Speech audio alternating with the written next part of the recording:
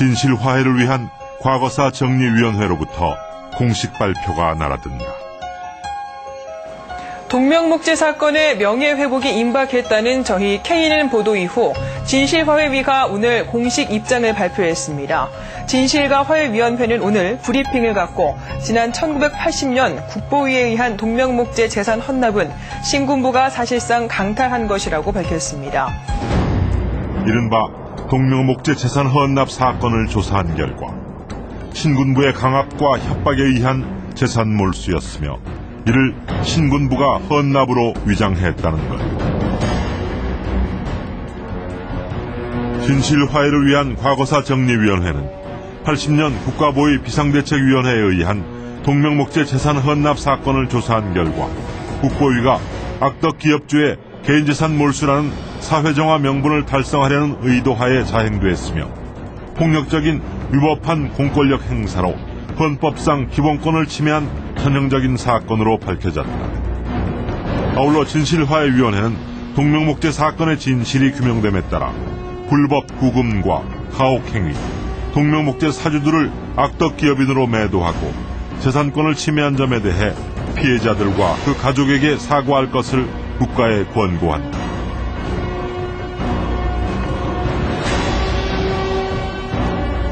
(2006년 10월) 진실화해위가 조사에 착수한 지 정확히 1년 7개월. 사건이 벌어진 지 28년 만에 밝혀진 사실.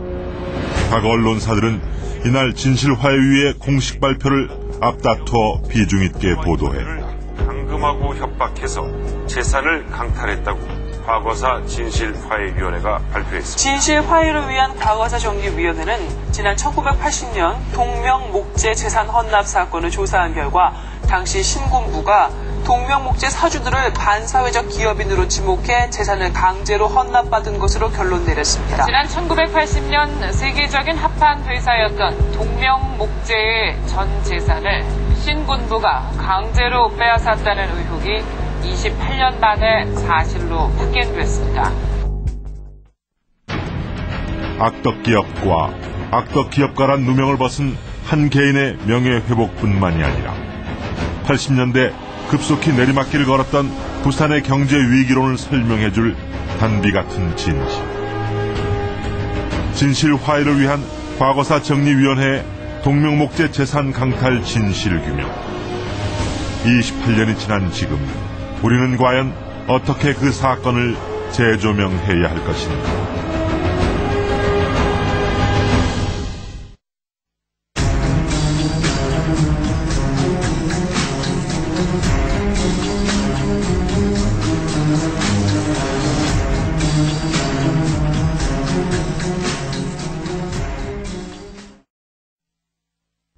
(1979년 10월 26일) 날카로운 몇 발의 총성이 궁정동의 어둠을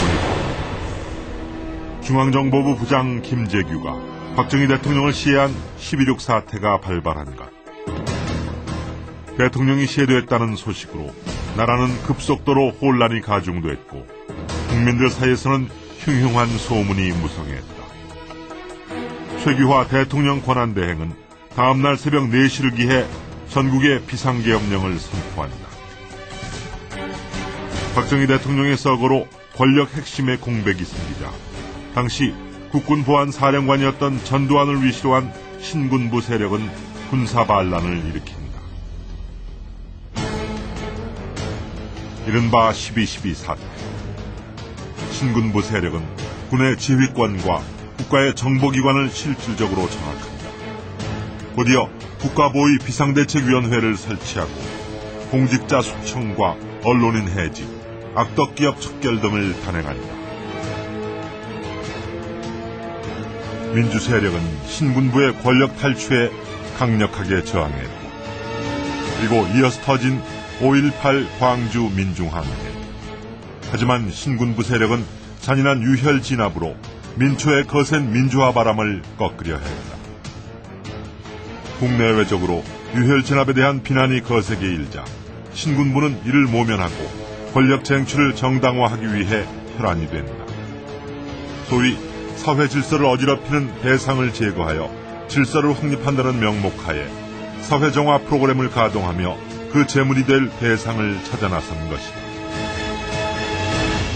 80년 그 광주 민주화를 진압하고 상층부에서는 부패 정치라고 지칭되던 자들, 그 다음에 부정부패의 그 기업인들을 중심으로 한 상층부, 그 다음에 이제 소층, 삼천교육대에 의한 그 하층의 깡패들을 소탕한다. 이 두 측면으로 됐고, 그 주도한 원인은 아마 그 광주 민주화 운동 이후에 개혁을 해야 된다라고 해서 국민들의 원망 있는 쪽을 그 타켓을 삼은 것 같습니다. 서슬퍼렇던 1980년 당시는 신군부 세력의 눈밖에 나면 공직자, 언론인, 기업인 등 지위 고하를 막론하고 모두가 사회정화 대상이었던 시절이었다. 전두환과 신군부 세력은 민심을 수습할 최급선책으로 소위 악덕기업과 악덕기업주 척결이란 카드를 빼든다. 그리고 바로 그 첫 타겟으로 부산의 동명목재 그리고 강석진 동명목재 회장이 지목된다. 신군부의 사회정화 프로그램 중 척결 대상 1순위였던 동명목재. 신군부는 왜 동명목재를 겨냥했을까? 동명목재는 1970년대 단일 합판 생산 공장으로서는 세계 최대 규모를 자랑했던 한국의 대표 기업이었다. 1960년 용당동 일대 60만여 평의 부지 매입과 제1공장 설립으로 합판을 대량 생산하게 되면서 국내 수요를 넘어 수출 판로를 뚫은 동명목재. 이어 제2공장과 제3공장, 화학가공공장까지 연달아 설립한 동명목재는 당시 박정희 대통령의 수출 위주 정책과 맞물리며 국내 수출 산업을 주도하기에 이른다. 당시 동명목재에 근무한 종업원 수만 7천여 명. 수출의 날이 제정된 1964년부터 1977년까지 동명목재가 세운 수출 관련 수상 기록이 무려 24회나 되었으며 수출 1억 불 이상 달성한 국내 대표 기업으로 금탑산업 훈장과 대통령기를 수여받는다. 뿐만 아니라 60년대와 70년대 수출 주역으로 고 강석진 회장이 대통령으로부터 받은 훈장만 15개.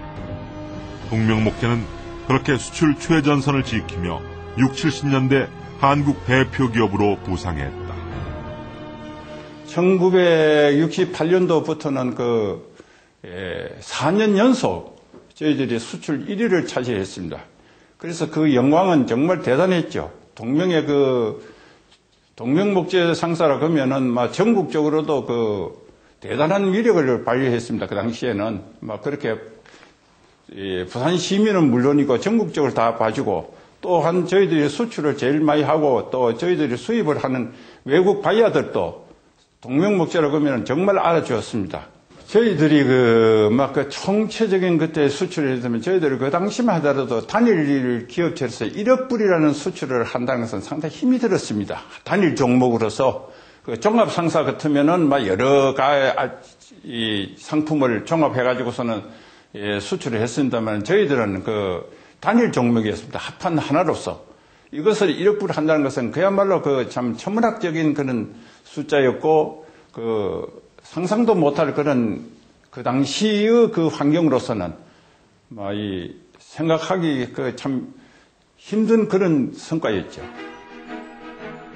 1950년대 우리나라의 주요 수출품은 텅스텐이라는 중석이었다. 가공기술이 없어 원석 그대로 수출했다. 이어 수산물 등이 수출 품목 순위를 차지하고 있는 상황. 그런데 우리도 우리 손으로 무언가를 만들어서 수출할 수 있다는 것을 보여준 것이 바로 합판이었다.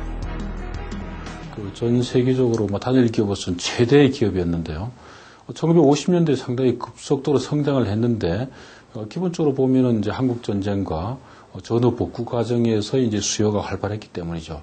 근데 이제 동명목재가 더욱 이제 성장을 했던 기본적인 배경은 수출이 있습니다. 사실 1961년에 첫 수출을 한 이후에 매년 급속도로 수출이 이제 늘어가지고 한때는 1억 달러가 넘게 수출을 한 기업이 동명목재입니다.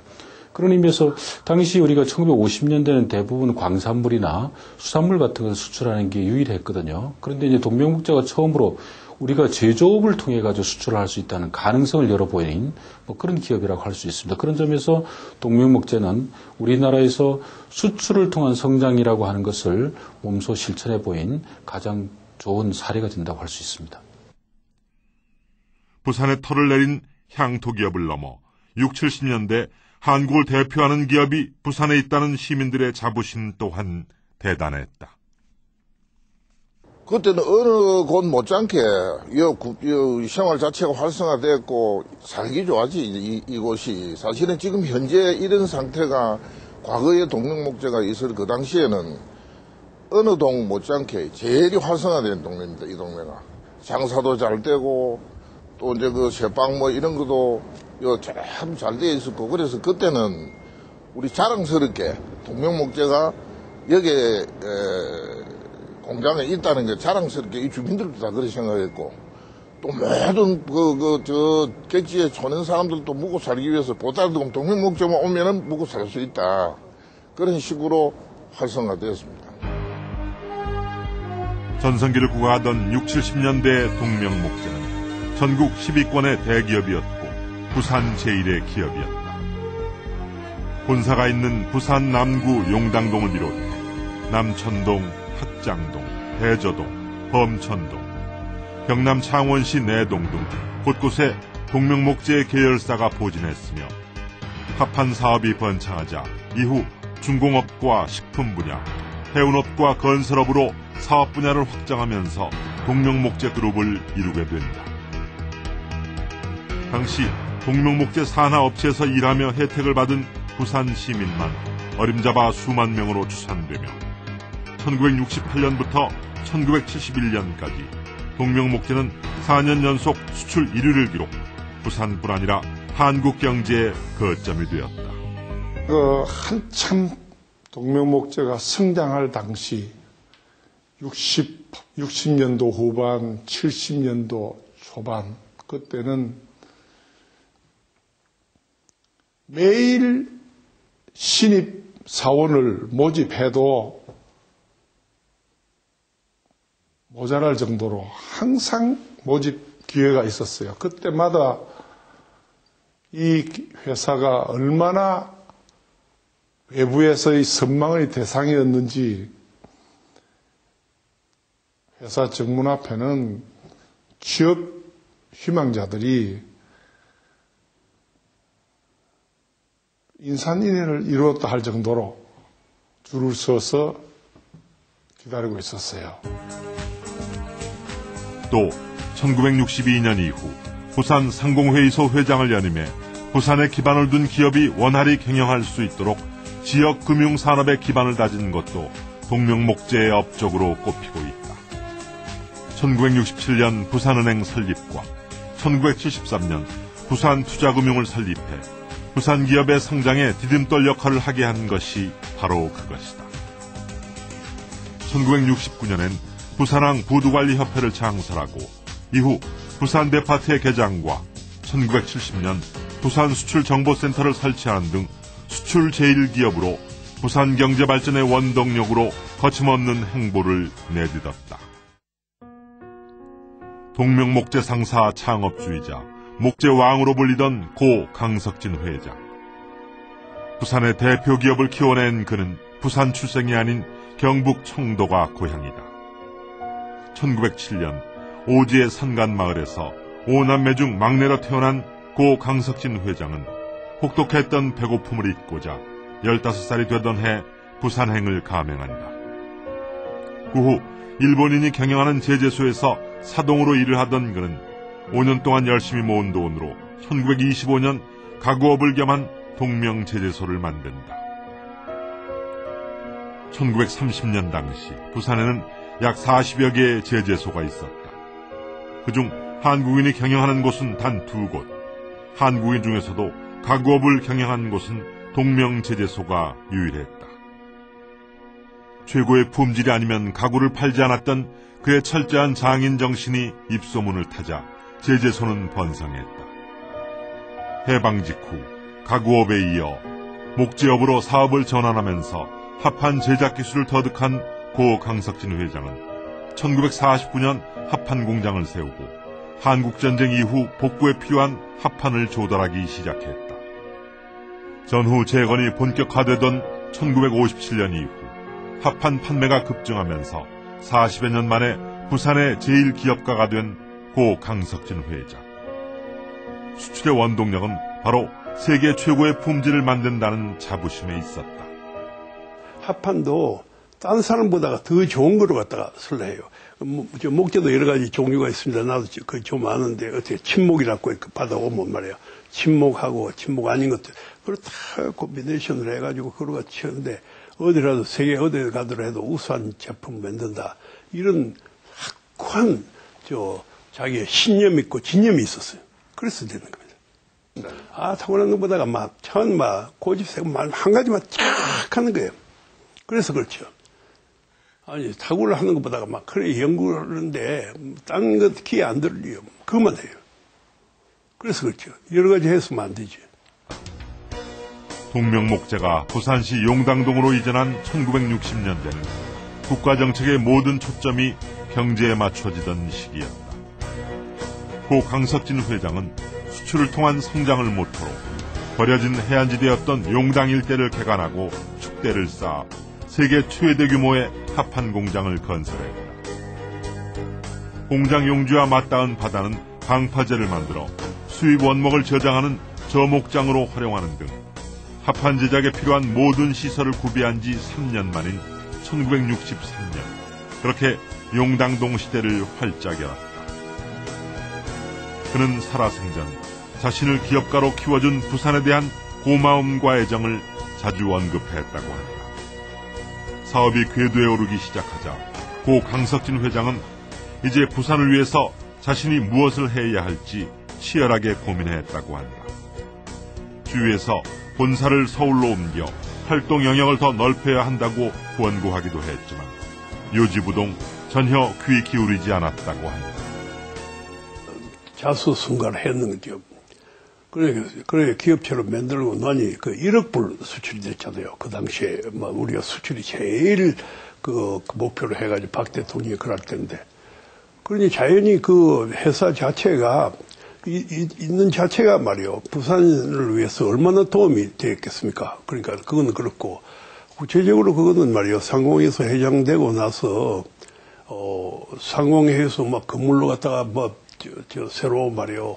서울까지 가서 내무장관한테 허가 맡아가지고 결정 맡아가지고 정경유착으로 인해 기업에 대한 반감이 강했던 시절 그는 기업 경영을 하며 청소년 보호 선도 운동인 BBS 운동, 팔각회 등 사회 봉사 활동을 활발히 펼쳤다. 독실한 불교 신자였던 회장은 해군사관학교와 군수사령부에 사찰을 지어 헌납했으며 또 지역 인재를 키우기 위한 유경 사업으로 동명문화학원을 설립하는 등 기업의 사회봉사와 이윤의 사회환원이라는 기부와 자선을 손수 실천했다. 또 평소 신념이 정직이었던 그는 소득세 납부왕이란 영예도 안았다. 동명목재 하면은 강석진 회장님 강석진 회장님 하면은 동명목재도 물론 제일 먼저 떠오르겠지만은 BBS 사업이라든지 또는 팔각회 사업이라든지 부산은행 설립이라든지 부산투자금융 설립이라든지 이런 외에도 소소한 서민에 있는 부산탑을 할 때도 이렇게 기부를 했다든지 곳곳에 사회사업으로 사찰을 설립했다든지 BBS 사업이라는 것은 불우한 청소년들을 재활할 수 있도록 돕기 위해서 그 사람들을 불러다가 교육도 시키고 직업도 알선하고 기술도 가르치고 이러한 사회사업을 하셨고 또 팔각회는 우리나라가 기업인으로서 방공의식을 팔각회 자체가 그 반공을 그 국가 안보를 생각하는 그런 단체입니다. 그래서 그 국가 안보 의식을 고취시키는 이러한 그 사업을 하신 겁니다. 부산 경제에 초석을 다진 것은 물론 받은 만큼 돌려주고자 어려운 곳에 돈 쓰는 것을 주저하지 않았다는 고 강석진 회장. 지역사회를 위한 행보는 순수하고 자발적이었다는 것이 그 시대를 함께한 사람들의 평가다. 박정희 대통령의 갑작스런 서거 이후 신군부가 세력을 확장하고 정권을 쟁탈하면서 우리 사회는 급격한 소용돌이를 겪는다. 정권 탈출을 정당화하기 위한 명목으로 가동했던 일명 사회정화 프로그램. 1980년 6월 17일 국보위의 사회정화위원회는 기업은 망해도 기업주는 산다는 식의 풍토는 허용될 수 없다며 사회정의 차원에서 동명목재 강석진 회장과 아들 강정남 사장의 개인재산을 조사하겠다고 발표한다. 이유인즉 바로 강석진 회장을 비롯해 그 일가와 임직원들이 재산을 은닉하고 빼돌려 사회정의와 기업윤리를 어겼다는 것. 국보위의 사회정화분과위와 계엄사 합동수사부는 빼돌린 은닉재산을 찾아내 사회에 헌납하겠다는 명목으로 계엄사 합수부 부산지부에 동명목재를 즉시 수사하도록 지시한다. 그 당시에 보면은 사회적으로 상당히 혼란했습니다. 혼란한 것이 사북 사건이 일어났고 또 광주 5.18 사건이 일어났고 사회가 혼란스러우니까 아마 이분들이 자기네들의 그 취약한 그 군부 세력의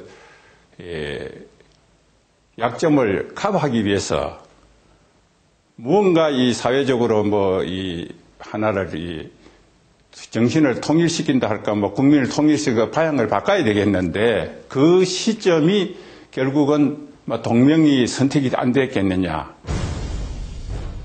당시 1970년대 석유 파동으로 인한 원자재 가격의 상승과 국제 건설 경기 침체에 따른 채산성의 악화로 동명목재도 국보위의 수사가 시작되기 직전인 1980년 5월 위기를 맞았다. 동명목재는 근로자들에게 유급 휴가를 주며 기한부 휴업에 들어갔다. 하지만 동명목재 근로자들은 휴업에 반발, 조업 정상화 추진위원회를 결성하고 휴업 철회를 위한 대규모 항의 농성을 벌였다. 이에 강 회장 일가는 동명목재의 회생을 위해 200억 원가량의 주식을 매각하는 등 전 재산을 근로자들에게 넘겨주겠다는 각서를 정상화 추진위에 전달하며 자구적 노력으로 유동성 위기를 해결하려 했다. 또 정부로부터 200억 원대의 구제금융 지원을 약속받고 인도네시아와 합작 투자까지 이루어내 우선 급한 불만 끄면 정상화가 충분히 가능했던 일시적 위기였다고 한다. 그 당시는 세계적으로 오일 쇼크가 일어났습니다. 75년도부터. 또 그러니까 국제적으로 그 원자재 가격이 상당히 상승을 했죠. 그러니 저희들이 주 원자재가 그 원목이었습니다. 원목을 100% 외국에서 수입해 오는데 가격은 점점 상승해 갔죠. 그러니 저희들이 물론 그 경영 원칙에 대해서 생산되는 물건은 그 시대에 따라서 그 시가에 따라서 원가 계산해 가지고 가격을 더 받아야 되지만은 그 당시에 국내는 그 물가 통제하에 있었습니다. 거기에 이제 우리 합판이라든가 목재가 해당이 돼 있죠. 그러니 원목은 원자재는 가격은 올라가는데 국내에 판매하는 가격은 자꾸 내려가고 또 국제적으로 볼 때 수출은 부진했고 이러한 문제가 여러 가지 있었기 때문에 그 경영에 좀 압박을 받았죠. 받았는데다가 당시에 그 당시에 저희들이 그 국가 시책의 그 새마을 사업을 한참 했습니다. 그래서 전국 농어촌에 저희들이 생산되는 조립식 주택을 전부 다 공급을 했습니다. 공급뿐만 아니고 거기에서 또 우리가 주택 조립까지 우리가 담당을 했죠. 전국을 다 다녔습니다. 그러니 그 막대한 그 경비라든가 원가 계산이 안 맞아갔죠. 여러 번 그 원가를 상승시켜달라고선 반영을 했지만은 그것이 통하지를 않았습니다. 안 통하고. 그래서 그 누적되는 그 적자를 바꾸기 위해서 저희들이 주거래 은행인 제일은행과 또 그 당시에 그 경제기업원에 그 자금 조달을 좀 부탁을 했죠. 일시적인 그 자금 융통을 위해서. 그때 그 당시가 1980년 6월 15일이었습니다. 그 당시 제가 이제 그 부총리를 만나 배웠고 또 제1행장님도 배웠고 그래서 이제 상의를 한 결과 자구 노력을 강구하는 조건 하에서 저희들이 그 구제금융을 그 당시에는 명칭이 구제금융이었습니다. 구제금융을 받기로 이제 약속을 그날 받았죠. 부산 경제의 대들보였던 동명목재를 일으키기 위한 자구적 노력이 한창이었던 1980년 6월. 하지만 동명목재는 수많은 회사 재산을 빼돌리고 임금을 체불한 악덕기업으로 지목돼 국보위 소속 동명목재 상사처리위원회 수사가 이미 진행 중이었던 때였다. 80년 초 일시적 유동위기를 겪긴 했지만 수출 여건으로 업계 유리 기업이었던 동명목재를 신군부는 왜 공중분해했을까? 진실화훼위는 28년 만에 동명목재 재산 헌납은 신군부의 강탈이었다고 밝혔다. 하지만 왜 하필 동명목재였는가에 대해서는 진실화훼위도 명쾌한 해답을 내놓지는 못했다. 단 동명목재 측은 부채보다 부동산 등 재산이 더 많았다는 점, 주식회사나 법인이 아니라 개인 소유 기업이었던 점에서 신군부가 눈여겨봤을 거란 추측을 할 뿐이다. 즉 기업 해체 과정에서 주주의 반발을 의식하지 않아도 되고 재산 규모도 상당해 일명 사회정화 대상으로 지목해서 악덕기업 척결의 희생양으로 삼는데 편하지 않았을까 하는 것이 당시 임원들과 동명목재 사주의 추측이었다. 결국은 동명을 희생의 양으로 만들었고 또 이분들의 그 보면은 우리가 그 개인 기업체였으니까 또 다른 기업체는 전부 다 법인이었지만 개인 기업체는 건드리기가 쉬웠습니다. 또 처리하기도 쉬웠고 또 재무구조상 저희들은 그 상당히 그 부채와 재산에 있어 재산이 많았습니다. 그러니 사후 처리에도 상당히 편리했다. 이런 관점을 여러 가지로 감안했다고 이래 보고 있죠. 진실화훼위의 조사에 따르면 80년 6월 중순부터 약 5개월 남짓 안에 이루어진 동명목재 전 재산의 사회 헌납과 기업 해체는 신군부가 사주와 가족, 임직원들을 2달여 동안 보안실에 감금하고 폭행해 강제로 재산 포기각서를 쓰게 한 뒤 이루어졌다고 밝혔다. 당시 동명목재 상사가 강제 헌납한 재산은 부산 일대 부동산과 공장 건물, 은행권 주식 등 당시 돈으로 5천여억 원, 현재 가치로 따지면 1조 원이 넘는 규모였다. 1980년 재산을 포기한 그 당시 8월, 그 당시에 회사의 총 자산 가치는 현재 금액으로 약 5천억 정도 되었습니다. 그걸 구분하면은 토지 건물과 그 다음에 주식과 현금 예금으로 구분할 수 있습니다. 동명목재는 아시다시피 부산시 남구 용당동에 위치한 아주 좋은 해안가에 위치한 공장이었습니다. 그 공장 부지가 동명목재, 그 옆에 동명산업이 붙어 있었습니다. 그 옆에 동명해운의 컨테이너 야다장까지 합하면은 대지만 60만 평이었습니다.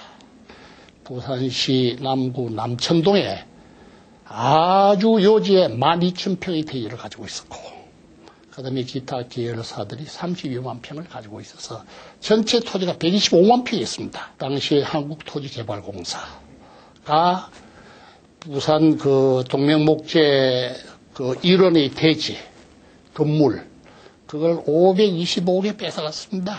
매매 계약서를 525억에 작성했습니다. 525억에. 건물 토지만 3,500짜리는 550원에 가져갔어요. 그 다음에 인근, 아까 말씀드린 그 11만 평의 잡종지들, 그게 평당 최소 20만 원 넘어갔습니다. 220억 재산입니다. 그걸 20억에 가져갔습니다. 부산시가. 그래서 이렇게 허망한 일이 어디에 있습니까? 신군부는 동명목재를 흔적 없이 공중분해하고 전 재산을 몰수하기 위해 치밀한 계획을 세웠다고 진실위는 밝혔다.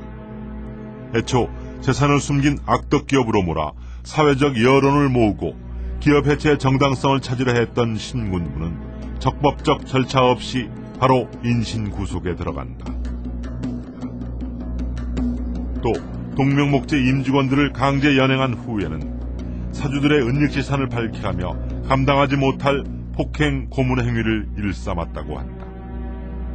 결국 강압에 못 이겨 그들은 거짓으로 진술서에 서명하기도 했다고 진실화해위의 조사에서 밝혔다.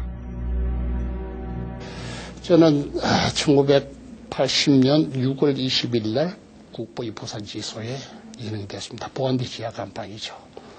그래서 6월 20일 날 들어가서 7월 13일 날 석방이 됐습니다. 3주간을 부산 보안대 지하 감방에서 생활했습니다. 처음에 들어가니까 옷을 다 벗기더라고요. 그 다음에 검은 고무신하고 허리끈 없는 군복을 갈아입히고 자술서를 쓰라고 강요를 합니다. 4개 팀을 만들었습니다. 그래서 합심실에 딱 들어가니까 합심실이 뭐 하는 곳이냐 아느냐고 묻더라고요. 제가 알 길이 있습니까? 이곳은 간첩을 때리잡는 방인데 이게 모인 사람 모두가 마음과 몸이 일치되는 곳이 합심실이다. 그 합심실 입구에 들어가다 보니까 나무 채소나 나무 위가 있었습니다.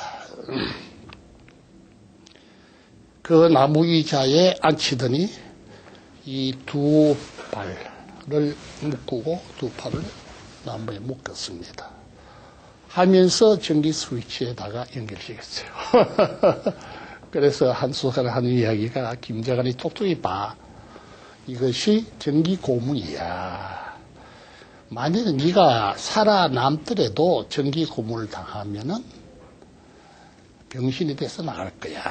그러니까 솔직하게 은닉재산을 털어놔라. 라고 또 강요를 했습니다.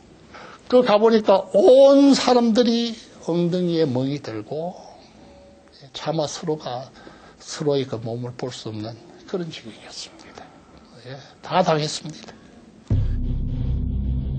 강석진 회장의 장남이었던 동명목재 강정남 사장 또한 서울 자신의 아파트에서 보안부대 직원에게 연행돼 이때부터 2개월간 지하 독방에서 생활을 하며 재산 포기각세에 날인할 것을 강요받았다고 진실화해위에 진술했다. 강정남은 재산은 모두 뺏기더라도 회사는 남겨준다는 보안사들의 강압과 회유에 어떻게든 회사만이라도 살려보겠다는 생각으로 각서에 도장을 찍었다고 한다. 그런데 도장을 찍은 각서는 수사관의 압력으로 동명목재 임원이 강제로 받아 쓴 회사 포기 각서였고 강석진과 강정남은 바로 날조된 회사 포기 각서에 도장을 찍은 것이었다. 동명목재를 부도 처리하고 그 부도 처리한 신문을 강석진 회장과 강정남 사장에게 제시하면은 자기가 서명을 하지 않겠느냐라고 최후 통첩을 저희들한테 했습니다. 그 이튿날 6월 26일 동명목재의 주거래 은행인 저희들을 통하여 동명목재를 부도를 했습니다. 그 부도의 소식을 듣고 신문을 보고 우리 강석진 회장과 강정남 사장은 상당히 고민에 빠져 있었습니다. 무엇을 위하는 어떻게 하는 것이 참 여생을 마치시는데 이력을 하려고 사회국가공헌을 할 수 있겠는가라고 생각한 끝에 강압에 의해서 7월 10일 날 강석진 회장께서는 백지 임각서에 서명을 하고 그 서명한 7월 9일입니다. 그 강 회장께서 백지 각서에 위임 각서에 서명한 것을 강정남 사장에게 보여주면서 부친도 포기 각서에 사인을 했다. 당신도 해라. 해서 강정남 사장은 7월 10일 날 백지 위임 각서에 서명을 해서 재산을 포기하고 말았습니다. 지하 독방에서 풀려난 강정남은 2달 만에 동명목재와 가족의 전 재산이 국가로 넘어갔고 아버지와 자신은 악덕 기업주라는 낙인이 찍혔다는 사실에 분노조차 할 수 없을 정도의 절망적인 상황이었다고 진술했다. 악덕 기업과 악덕 기업인을 척결하라는 국보위의 명령을 받은 합동수사부 부산지부는 80년 6월 18일부터 즉각 동명목재 사주와 임직원들을 강제 연행했다. 처음부터 국보위와 합수부가 재산 환수라는 목표를 정하고 수사를 개시한 것이다. 물증이 없으니까 일단 지침에 의해 연행 수사하여 그 지침에 맞추려고 한 것이다. 기소를 목적으로 한 것도 아니고 회사 정리를 위한 것이었다. 모 대령은 사령부의 지시에 의해 수사했을 것이다. 전두환의 지시가 있었을 것이다. 당시 합수부 부산지부 수사계장은 진실화해위의 조사에서 동명목재에 대한 수사는 계엄기간이므로 계엄법 위반으로 수사하고 모든 방법을 동원 한 달 안에 수사를 끝내라는 지침을 받았다고 밝혔다. 서울계엄사 합수본부로부터 출장 명령을 받아 합수단장을 만났으며 합수단장은 동명목재에 대하여 개괄적으로 설명을 해준 후 대공처 수사계장 모 소령에게 지시를 해놓았으니 만나서 지시를 받으라. 수사계장 모 소령은 동명목재 관련 정보 보고 및 신문기사 등의 자료를 주며 국보위 정화분과위 소관이라 합수본부에서 처리해야 한다. 1개월 안에 동명목재에 대한 수사를 끝내라고 지시했다. 이 과정에서 보안사와 경찰 수사관들이 지독한 폭행과 폭언, 전기고문 등 가혹행위를 행사했다고 피해자들은 진술했다. 하지만 당시 수사관들은 진실화해위 조사에서 가혹 폭력 행위는 없었다는 일관적 태도로 답변했다. 신군부가 동명목재를 해체하려 했던 가장 큰 이유는 재산을 빼돌린 악덕기업이라는 것이었다. 그런데 동명목재는 이미 정부에서도 인정한 우등업체이며 부산 국세청 조사에서도 부정사실에 대한 자료가 없어 3개월 이상은 수사해야 한다고 상부에 요청했다는 증언이 진실화해위 조사 과정에서 나왔다. 우리 위원회가 조사해본 결과 표적으로 삼았던 부패기업인, 즉 노사분규에서 기업은 죽어도 사장 산다 이러한 걸로 추적을 했으나 동명목재의 그 강 사장은 그러기보다는 오히려 수사관들도 이렇게 깨끗한 기업인이 없었다라고 이야기할 정도로 그 당시는 이제 명분 마냥 그 수사의 어떤 근거 없이 몰아친 것 같습니다. 근데 그런 사실을 저희가 밝혀냈고 그 배후에는 어떤 정치적 의도가 있었던 것으로 보이는 거죠. 강 회장님이나 강정남 사장을 못 만났고 조사관들만 주로 이제 만나고 오셨던 것 같은데 특별히 그 당시에 조사 과장으로 계시던 그 중령이라고 계십니다. 그분하고 이제 자주 만나서 이제 얘기를 하는데 그분 말씀이 하여간 뭐 탈세나 이 외자 그 도피 관계 이런 범법 사실을 캐려고 아무리 털어도 아무것도 안 나온다 이겁니다. 그러면서 참 자기들이 처음에는 악덕 기업주를 알았는데 오히려 이 두 부자는 훌륭한 기업인이었다. 뭐 이런 얘기까지 이제 하셨다 그래요. 그리고 결국 자기들이 이 수사 방침이 있는데 수사 방침 100% 수능하게 되면 그룹의 기업이 많으니까 그중에 한두 개는 돌려줄 수도 있다. 뭐 이런 말씀을 들으시고 참 안타까워하셨어요.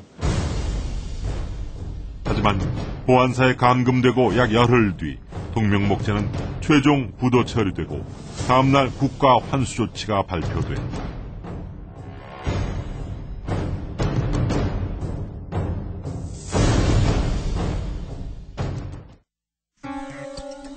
(80년 6월) 신군부가 조사에 착수. 80년 11월 13일 전두환이 최종 종결 보고서에 결재하기까지 5개월 남짓밖에 걸리지 않았던 동명목재 사건. 조사 결과 재무구조가 튼튼해 일시적 유동성 위기는 자구적 노력으로 극복이 가능했었기 때문에 적자도산이 아니라 흑자도산의 가능성도 제기됐다. 그런 자금을 가지고 그룹 전체 필요 자금들을 이제 지원하고, 특별히 그 동명목재 어음 들어오는 거 막아나가고 이제 그렇게 하는 차에 부산에서 연락이 와서 그룹 전체 재산은 다 몰수할 것이니까 갖고 내놔라 말이죠. 그래서 뭐 전화가 빗발치고 오는 겁니다. 그지? 이제 사직동 집으로. 그래서 뭐 못 견디죠. 그래가지고 할 수 없이 이제 뭐 유가증권 또 파른 돈 또 심지어 애들 뭐 적금 통장까지 전부 다 싸가지고 이제 갖다 줬죠. 이제 그래서 결국은 동명목재가 그 다음날 부도가 납니다. 그 다음날 바로. 그리고 지금 그 생각해봐도 그 당시에 이제 유가증권뿐만 아니고 자산 상태가 뭐 부동산도 상당히 많았거든요. 은행에 이제 들어가지 않은 것들. 그래서 사실은 이게 지금 생각해보면 완전히 그 국보의 그 외압에 의한 흑자도산 이런 케이스 이런 것 같아요. 그래서 참 안타까운 일이죠. 1980년 11월 대통령이 최종 결재한 동명목재 처리 종결 보고에는 피해자들이 향후 재산을 되찾을 수 없도록 법적 구제 절차를 원천 봉쇄하려 했던 점도 진실화해위 조사 결과 확인됐다. 진실위에서는 지금과 마찬가지로 그 동명 그 처리에 관계되는 이 사항을 보시면은 낱낱이 법에 위반된다는 게 그 스스로 그 증명이 되어 있습니다. 아까 앞에서 그 말씀드린 것처럼 동명목재 정리에 관하여는 법률적 차원에서 쟁의의 대상이 될 수 없다고 했지 않습니까? 이 자체 이 용어 그 문자에 그 내 있고 그게 사인 다 돼 있는데 이 자체가 그 불법이라는 게 증명이 된다고 저는 봅니다. 재산은 헌납 형태로 부산시와 한국토지개발공사, 당시 항만청 등에 매각 증여됐다. 주식, 현금 등을 제외한 부동산은 120만여 피. 동명목재의 부채를 처리한다는 명목으로 매각한 76만 평을 제외한 나머지 50만여 평은 증여 등의 형태로 흔적 없이 사라졌다. 신군부는 국보의 산하에 동명목재 처리위원회를 만들어 40여 년 다져온 기업의 뿌리를 한순간에 뽑아버리고 헐값에 넘겼다. 동명목재 상사 창업주의자, 목재왕으로 불리며 60, 70년대 한국 경제의 부흥을 일으켰던 고 강석진 회장. 악덕 기업주라는 굴레를 쓴 채 동명목재와 관련한 재산 처리를 동명목재 상사 처리위원회에 모두 위임한다는 각서를 강제로 써야 했던 당시 그 심정은 어땠을까? 강 회장은 보안대 수사에서 풀려난 뒤에도 4개월간 가택연금, 4년간 출국 금지 조치를 당했다. 결국 1984년 고 강석진 회장은 병환으로 끝내 사망한다. 80년 신군부의 등장으로 동명목재 운명은 완전히 바뀌어버렸다. 군사정권 아래서는 재산과 명예를 되찾겠다는 생각조차 하지 못했던 피해자들은 1997년 서울지방법원에 빼앗긴 재산에 대한 국가소유권 말소 청구 소송을 제기한다. 1심 재판부는 신군부의 불법 행위 등으로 피해자들의 의사결정권을 박탈했다며 재산 헌납 행위는 무효라며 피해자들의 손을 들어주었다. 그러나 국가의 항소로 진행된 2심 판결에서는 전혀 다른 결과가 나왔다. 서울고법은 국가의 가혹 행위는 인정하면서도 청구권 소멸 시효가 완료되었다며 청구를 기각한 것. 즉, 불법 행위에 의해 재산을 빼앗겼다면 사건 발생 3년 이내에 소송을 청구했어야 했는데 이미 기간이 지났다는 것. 2심 판결은 대법원에서 그대로 확정됐다. 2006년 10월 선친의 명예회복을 위해 강정남 동명목재 사장은 진실화해를 위한 과거사 정리위원회에 전두환 정권에 의한 동명목재 강제 해산과 사주재산 강탈을 둘러싼 진상규명을 요청했다. 그 후 1년 7개월 만인 지난 10월 진실화해위는 1980년 국가보위 비상대책위원회와 계엄사령부 합동수사본부가 기업재산을 강제로 헌납받은 사실을 밝혀냈다고 공식 발표했다. 또 국가에 대해 선량한 기업인을 악덕기업인으로 매도하고 재산권을 침해한 데 대해 사과하고 재발 방지책 마련 등의 적절한 조치를 취할 것을 권고했다. 진실위의 권고가 강제력은 없으나 국가는 권고에 걸맞는 구체적인 행동을 취해야 할 의무가 있다. 국가기관이 증거조사를 거쳐 국가의 불법행위 사실을 인정한 만큼 동명목재의 실추된 명예를 회복할 수 있는 기반을 마련했다. 동명목재 사건이 일단 동명목재 전체는 아니지만 일부 토지에 대한 판결이 하나 있었습니다. 판결의 요지는 강압은 있었으나 강압의 정도가 무효까지는 못 갔다라는 정도였고, 무효가 아니기 때문에 취소고, 취소는 3년 이내에 권리를 행사해야 되는데 안 했기 때문에 시효로 권리를 찾을 수 없다, 이렇게 이야기됐는데, 저희가 조사해 본 결과 법원의 판결을 뒤엎지는 않지만 많은 법원의 판결의 그 구체적 상황이 상당히 더 압박적이었던 요소도 발견됐고, 이런 법원들이 실제 놓쳤던 부분도 발견되고, 구체적인 사실도 발견되고, 이러한 우리 판결의, 우리 조사는 일단 이러한 부분들에 대한 배경조사, 바탕을 조사했고, 이를 토대로 해서 이제 피해자들이 권리 회복을 하는데 도움이 됐으면 했고요. 그 다음에 이제 이런 측면에서 조사가 됐는데, 동명목재 자체도 우리가 민사를 자체를 건들지 못했고, 인권 침해만 이렇게 다루었기 때문에 좀 한계는 있습니다만, 당시 그 정치적 목적화에서 아무 소리 없이 별 반항 못하고 당했던 국민들의 권리, 이런 것들을 저희가 좀 밝혔고요. 이런 것이 의미죠. 손바닥으로 하늘 가린다고 하늘이 가려지지 않듯 절망 끝에 선 진실도 언젠가는 바로 서는 법이다. 정치적 강압에 의해 국민의 기본권은 철저히 무시된 일련의 사건들은 동명목재 외에 또 있었다. 이른바 고일 장학회 등 강제 헌납 의혹 사건. 1960년 박정희 세력의 5.16 쿠데타가 성공하면서 일명 회심제를 적용해 재산을 강제 헌납하도록 한 사건으로, 회심제의 타겟은 부산의 간판 기업이었던 조선기연직과 삼화고무의 김지태 회장이었다. 당시 박정희 부산 군수기지 사령관이 군사 쿠데타를 추진하는 과정에서 필요한 자금을 김지태 회장에게 협조를 구했는데, 이를 거절당하자 그 안갚음으로 악덕 기업인으로 몰아 김지태 회장을 구속하고, 그가 소유한 고일장학회 기본재산 토지 10만 평과 부산문화방송, 부산일보, 한국문화방송을 국가에 헌납하도록 한 것이다. 김지태 회장은 모든 사유재산을 양도한다는 각서를 쓰고 풀려났다. 기업을 해체하지 않았다는 점에서 동명목재나 국제그룹의 사례와는 다르지만, 한 번 타격을 입은 삼화는 그 후 활력을 찾지 못했다. 이 사건 또한 진실화해위의 조사 결과 공권력에 의해 발생한 중대한 인권 침해임이 밝혀졌다. 진실화해위는 또 피해자의 기본권 침해에 대해 사과하고 명예회복 및 화해를 위한 적절한 조치를 국가가 취할 것을 권고했다. 국가 공권력이 국민의 자유와 권리를 침해한 사건은 이외에 또 있었다. 구로 분배 농지 소송 사기 조작 의혹 사건.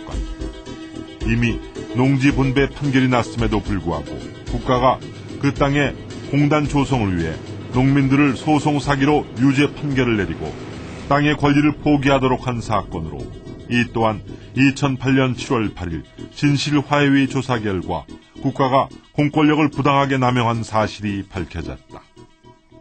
그 부일장학회 사건은 5.16 직후에 그 여러 이야기는 있지만 당시 그 부산의 어떤 터 10만 평을 매집하는데 일정하게 잡음이 좀 있었습니다. 그 잡음을 기화로 해서 속설에는 여러 가지 있었지만 뭐 5.16을 지원 안 했다, 아니면 뭐 부정부패다, 뭐 여러 가지 이야기가 있었으나 저희가 조사한 바에 의하면 그런 모든 것이 밑바탕에 깔고 있고, 다만 5.16도 마찬가지로 명분을 찾기 위해서 5.16이 그 기업인을 말하자면 개혁할 수 있다라는 걸 위해서 김지태라는 당시 그 부산 기업인을 추적했는데, 뭐 마찬가지로 부정부패를 못 찾으니까 재산을 환수함으로 해서 사건을 마무리해버린 거고, 구로동지 사건 같은 경우는 이미 농지분배가 되었던 걸로 대법원 판결이 났는데도 불구하고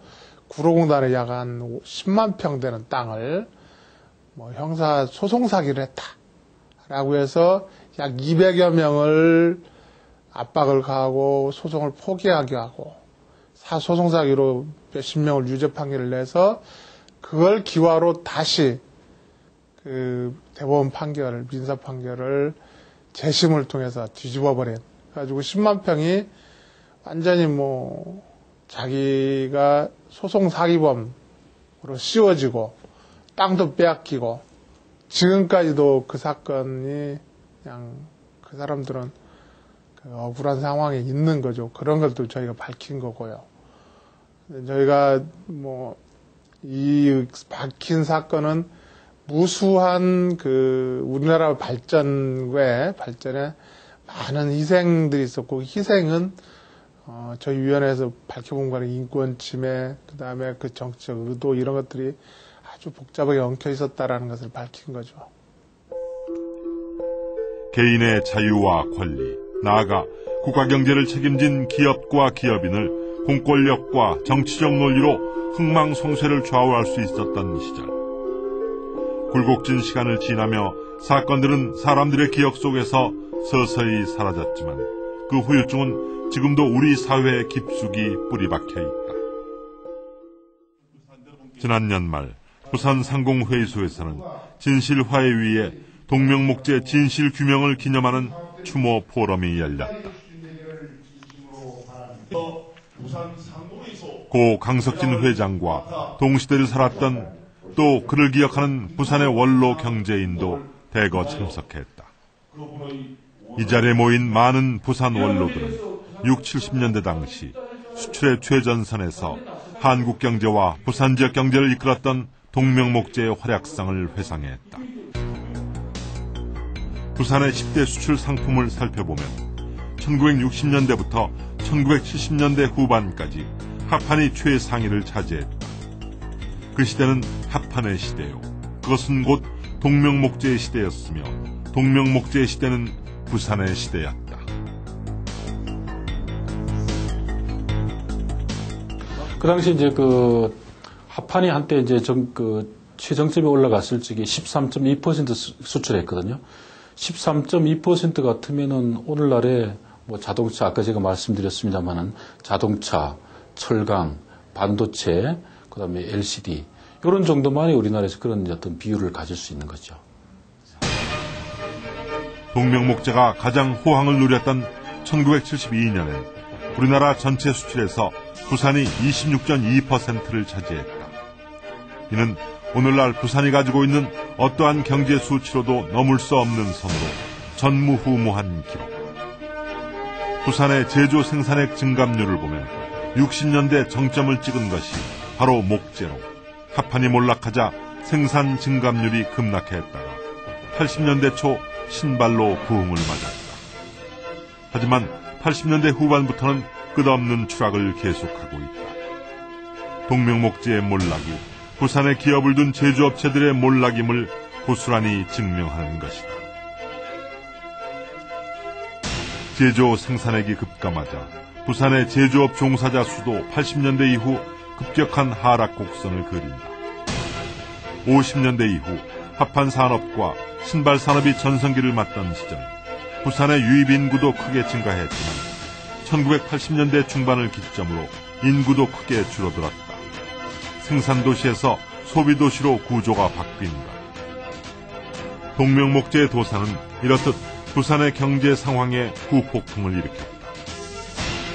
하루아침에 거래하던 대기업이 문을 닫았으니 그와 협력관계를 유지하던 수백 개의 업체들의 줄도산이 이어졌고, 하루아침에 직장을 잃고 갈 곳을 잃은 근로자들은 호구지책을 찾아 전국으로 뿔뿔이 흩어졌다. 70년대 동명목재를 다닌다는 자부심이 대단했던 그들은 절망과 분노로 통곡하며 부산을 떠났다고 한다. 저 자신만 하더라도